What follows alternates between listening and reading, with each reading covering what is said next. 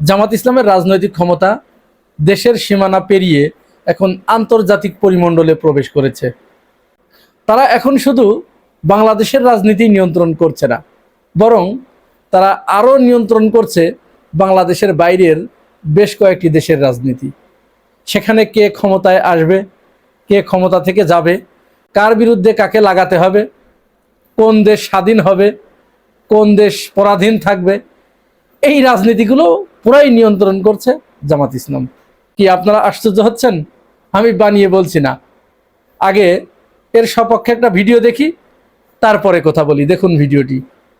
ভারতের আরশোলাদের পাশে দাঁড়িয়েছে বাংলাদেশের উগ্র ইসলামী চরমপন্থী গোষ্ঠী জামাতে ইসলামী। বাংলাদেশের জামাতে ইসলামী ছাত্র শাখা সক্রিয়ভাবে প্রচার চালাচ্ছে, দিল্লিতে হিংসার ভিডিও ছড়িয়ে সোশ্যাল মিডিয়ায় বার্তা দিচ্ছে। তাহলে কি বাংলাদেশের জুলাই আন্দোলনের মতোই ছাত্র ক্ষোভকে কাজে লাগিয়ে সরকার বদলের খেলা খেলতে চাইছে বাংলাদেশের উগ্রপন্থীরা?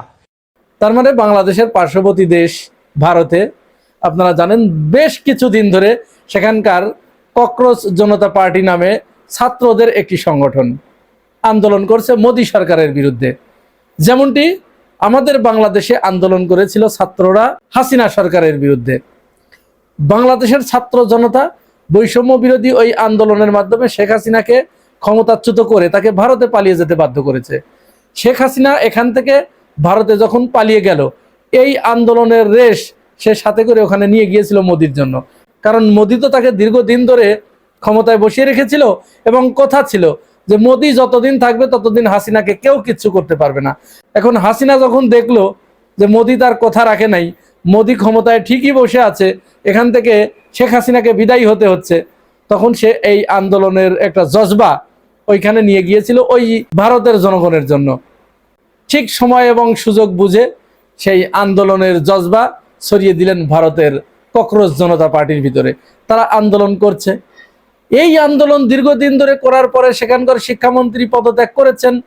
শিক্ষামন্ত্রী পদত্যাগ করার পরে ছাত্ররা আন্দোলন স্থগিত করে নিল। তারা বললো যে আমরা আর আন্দোলন করছি না। তার মানে তেলাপোকা বলে অভিহিত করেছিল, তো তেলাপোকাদের পেট তো খুব ছোট হয়, ছোট হওয়ার কারণে ওরা এক শিক্ষামন্ত্রীকে খেয়েই ভয় পেয়ে ঘরে উঠে গিয়েছিল। এরই ভিতরে আবার কে যেন বলেছে যে তোমরা তো বাংলাদেশের ছাত্রদের সাথে পারলে না, বাংলাদেশের ছাত্ররা, বাংলাদেশের তৌহিদি জনতা তোমাদের চেয়ে হাজারো গুণ বেশি শক্তিশালী। তারা ঠিকই শেখ হাসিনার মতো একটা দানবকে তারা ক্ষমতা থেকে নামিয়ে তারপরে ছেড়েছে, তোমরা তো পারলে না, তোমরা একটা শিক্ষামন্ত্রী খেয়েই তোমাদের পেট ভরে গেল। এই কথা শোনার পরে আবার তারা ওখানে আন্দোলন বেগবান করেছে, আবার নতুন করে কর্মসূচি ঘোষণা করেছে। তারা নরেন্দ্র মোদীর পদত্যাগের এক দফা দাবি তারা আবার উত্থাপন করেছে। মজার ব্যাপার হচ্ছে এই ঘটনার পরে কলকাতার মিডিয়া এবং কলকাতায় বিজেপির যারা রাজনীতি করে তারা পুরা জামাত ইসলামের উপরে দোষ চাপিয়ে দিয়েছে, ছাত্র শিবিরের উপরে দোষ চাপিয়ে দিয়েছে। তারা বলছে যে এইখানে এই আন্দোলনের ভিতরে জামাত শিবির ঢুকে গেছে, জামাত শিবির এখানে নিয়ন্ত্রণ করছে, তারা পেট্রোনাইজ করছে, অর্থ দিয়ে, টাকা পয়সা দিয়ে, খাদ্য দিয়ে, সব দিয়ে তারা সহযোগিতা করছে। বুঝতে পারছেন? মানে আমরা হাসবো না কাঁদবো ব্যাপারটা কিছু বুঝতে পারছি না। পৃথিবীর যেখানে যাই ঘটুক সব জামাত ইসলাম, যত দোষ নন্দ ঘোষ। এই জন্য বললাম যে জামাত ইসলামের পাওয়ারটা তাহলে কোথায় দেখেন, যে পুরো পৃথিবী নিয়ন্ত্রণ করছে এখন জামাত ইসলাম। যাই হোক, এতক্ষণ একটু রহস্যচ্ছলে আপনাদের সাথে কথা বললেও এই যে ভারত এই কথাটি বলেছে, ভারতের রাজনৈতিক নেতারা এই কথাটি বলছে, ভারতের মিডিয়াগুলো এই প্রোপাগান্ডা চালাচ্ছে, এটার পিছনে কিন্তু একটা গভীর ষড়যন্ত্র আছে। তারা তো মূলত বাংলাদেশের দিকে শকুনের চোখ দিয়ে তাকিয়ে আছে, যে কোনো ছুতোয় তারা বাংলাদেশের উপরে একটা হস্তক্ষেপ, অবৈধ হস্তক্ষেপ করার ছুতো তারা খুঁজছে। যার কারণে তারা কিন্তু এই বয়ান সামনে এনেছে। এবং সেখানে তো আওয়ামী লীগ আছে, আওয়ামী লীগ ওখান থেকে শিখিয়ে দিয়েছে। শেখ হাসিনা নরেন্দ্র মোদীকে বলেছে যে আপনি এই কথা বলুন, এই কথা বলে বাংলাদেশে একটা দেখেন কোনো ব্যবস্থা করা যায় কিনা, আমাকে ঢুকানোর কোনো ব্যবস্থা করা যায় কিনা, এই কথা বলেছে। বলার পরেই ভারতের ওই বিজেপি তারা কিন্তু এই বয়ান মাঠে ছেড়েছে যেখানে জামাত শিবির জড়িত। জামাত শিবির ওইখান থেকে এখানে পেট্রোনাইজ করছে, টাকা পয়সা পাঠাচ্ছে এবং আন্তর্জাতিক মিডিয়াতে তারা এই ব্যাপারে নালিশও করতে পারে যে দেখেন বাংলাদেশের জামাত জঙ্গি সংগঠন, তারা তাদের দেশে শেখ হাসিনাকে এইভাবে তারা বিদায় করে দিয়েছে, এখানে এখন আমাকে পতন ঘটানোর জন্য তারা দেখেন এখানে এই করছে। এইটা তাদের একটা চক্রান্ত হতে পারে। এই ব্যাপারে জামাত ইসলামকে সতর্ক থাকতে হবে।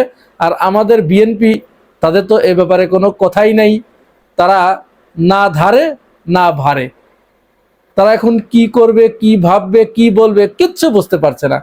আওয়ামী লীগের ব্যাপারে তাদের যে দনমনা অবস্থা, এই দনমনা অবস্থার কারণে বাংলাদেশের জনগণ যে ইতিমধ্যেই তাদের প্রতি প্রচন্ড ফুঁসে উঠছে, এ ব্যাপারে তাদের বিন্দু মাত্র কোনো ভ্রুক্ষেপ নেই। এই রাষ্ট্রপতি শাহাবুদ্দিন চুপ্পু, তাকে বিএনপি ধরে রাখার জন্য হেন কোনো প্রচেষ্টা নাই, যা তা করে নাই।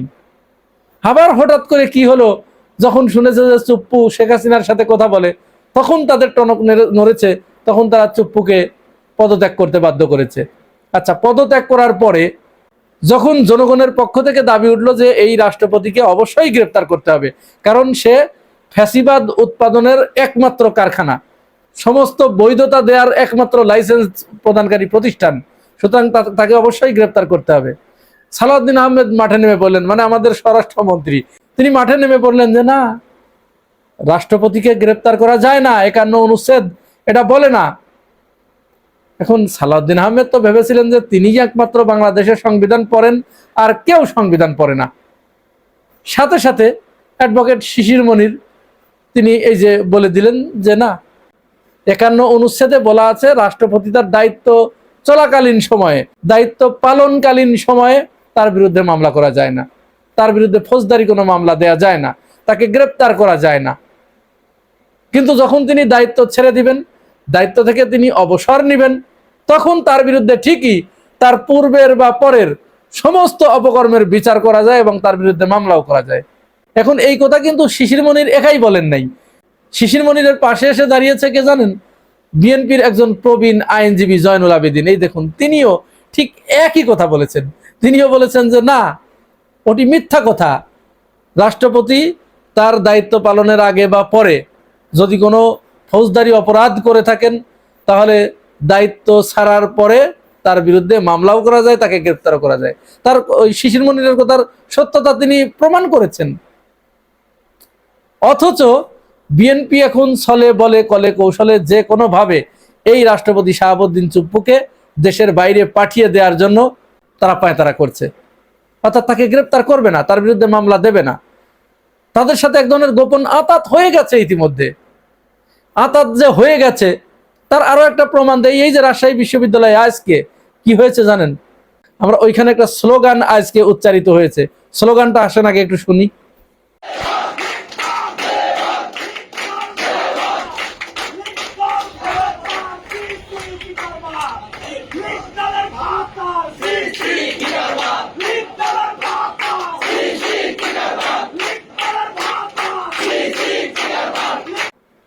এই যে স্লোগানটা আপনারা শুনলেন, এই স্লোগান ছাত্র শিবির দিচ্ছে ছাত্র দলের বিরুদ্ধে। কারণ কি জানেন? হঠাৎ করে রাকসু কার্যালয়ের ভিতরে কার্যক্রম নিষিদ্ধ ছাত্রলীগের কয়েকজন নেতাকর্মী রাকসুর ভিতরে ঢুকে, রাকসু ভবনে ঢুকে সালাউদ্দিন আম্মারকে মারধর করেছে। তার উপরে হঠাৎ অতর্কিত হামলা চালিয়েছে। তখন তারা মাত্র 3 জন ছিল, ওরা 10-15 জন এসে সালাউদ্দিন আম্মারকে তারা হামলা চালিয়েছে, যদিও মারতে পারে নাই। এরপরে মুহূর্তেই পরিস্থিতি সামলে নিয়ে সালাউদ্দিন আম্মার পাল্টা প্রতিরোধ গড়ে তুলেছে। সে যখন আরো কয়েকজনকে ডেকেছে, তার সঙ্গী সাথীদেরকে ডেকেছে, এই নিষিদ্ধ ঘোষিত ছাত্রলীগের এই নেতাকর্মীগুলো তারা কেন্দ্রীয় লাইব্রেরিতে যে আশ্রয় নিয়েছে। ওখানে আশ্রয় নেবার পরে সেখানে যে হয়তো কয়েক চর থাপ্পড় দিয়েছে, দিয়ে প্রশাসনের হাতে ছেড়ে দিয়েছে।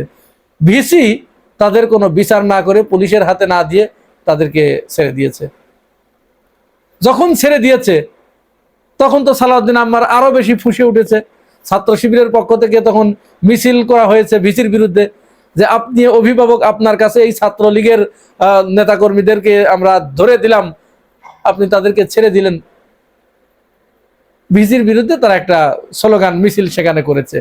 এরপরে ছাত্রদল এসে ছাত্রলীগকে সাথে করে ছাত্র শিবির এবং সালাউদ্দিন আম্মারের বিরুদ্ধে লেগেছে।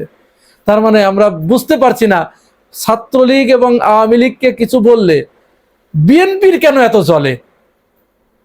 বিএনপির হয়েছেটা কি? বিএনপির সাথে ছাত্রলীগ এবং আওয়ামী লীগের কোন ধরনের চুক্তি হয়েছে এটা বাংলাদেশের জনগণ জানতে চায়। কারণ বাংলাদেশের জনগণ তো এটি দেখছে আর আশ্চর্য হচ্ছে, হতবাক হচ্ছে যে আওয়ামী লীগের হাতে বিএনপি ছাত্রদল এত দিন ধরে এইভাবে নির্যাতনের শিকার হলো, সেই বিএনপি আওয়ামী লীগের এবং ছাত্রলীগের প্রতি এরকম নমনম ভাব কেন? কিসের বিনিময়ে তাদের সাথে চুক্তি হয়েছে? কিসের বিনিময়ে তাদের সাথে কন্টাক্ট হয়েছে? কি কন্টাক্ট তাদের হয়েছে? এটি কিন্তু জনমনে প্রশ্ন উঠেছে। হ্যাঁ, এখানে কি হয়েছে সেটা বাংলাদেশের জনগণ ধারণা করতে পারে, বা যারা রাজনীতি বিশ্লেষক তারাও অনুমান করতে পারে। মূলত এখানে বড় বড় ডিলিংসের মাধ্যমে এই ধরনের ঘটনাগুলো ঘটছে এবং তাদেরকে প্রোটেক্ট করার চেষ্টা করছে। কারণ বিএনপির ভিতরে ভালো লোকগুলো কোণঠাসা হয়ে গেছে, রাশেদ খানের মতো ধান্দাবাজেরা আর চাটার দলেরা এবং ধান্দাবাজরা বিএনপিতে এসে ভিড় জমিয়েছে। বিএনপিতে এই চাটার দলদের ভিড় জমার কারণেই, বিএনপিতে চাটার দলদের আধিপত্য বৃদ্ধি পাওয়ার কারণেই দেখেন আজকে জিয়ার মাজারে ভারপ্রাপ্ত রাষ্ট্রপতি তিনি পুষ্পস্তবক অর্পণ করতে গিয়েছেন, মাজার জিয়ারত করতে গিয়েছেন, সেখানে ইশরাক হোসেনও গিয়েছেন। আর তাদের দলীয় নেতাকর্মী দেখুন ইশরাক হোসেনের উপরে কিভাবে হেনস্থা করেছে এবং তার উপরে আক্রমণাত্মক মারমুখী এবং এক দল আরেক দলের সাথে মারামারিতে লিপ্ত হয়েছে।